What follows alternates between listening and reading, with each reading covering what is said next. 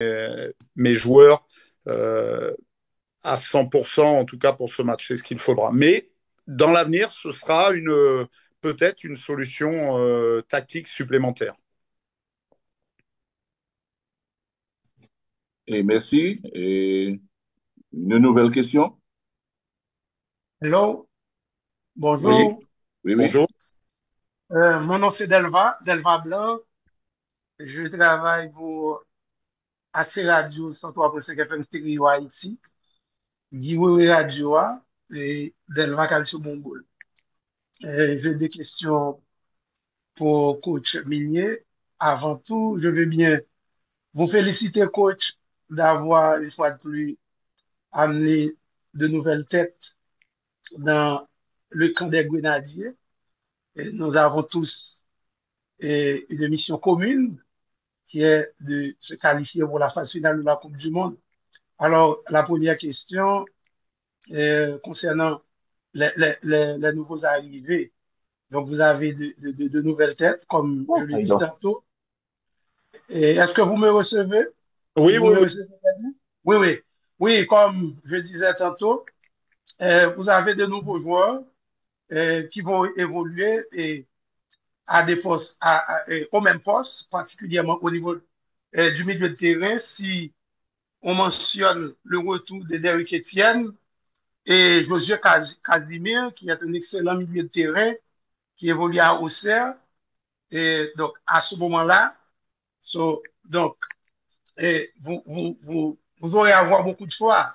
Est-ce qu'à partir de ce moment-là, il va y avoir une certaine modification au niveau du milieu de terrain et au niveau du milieu de terrain, voire même en attaque?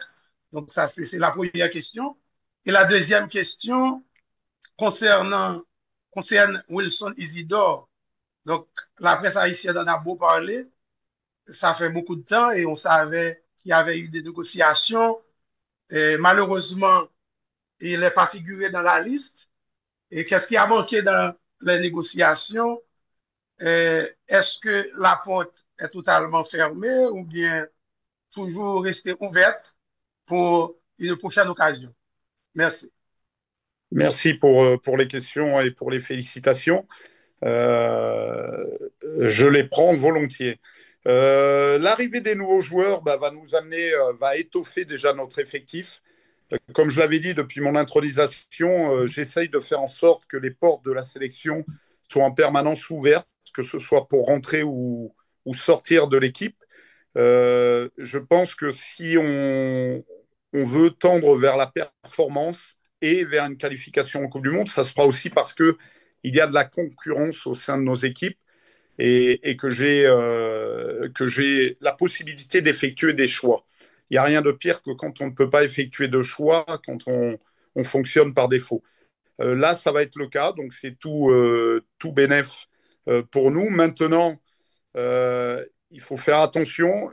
C'est toujours délicat, une première sélection. On l'a vu avec Bellegarde contre le Honduras, dans un nouveau contexte, sur des terrains synthétiques, dans une autre ambiance que ce qu'ont l'habitude d'avoir les garçons le week-end, souvent avec des conditions climatiques qui sont autres également.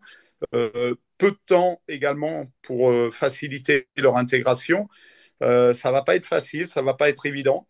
Donc ils viennent pour étoffer le groupe et puis après me donner éventuellement l'opportunité de les utiliser.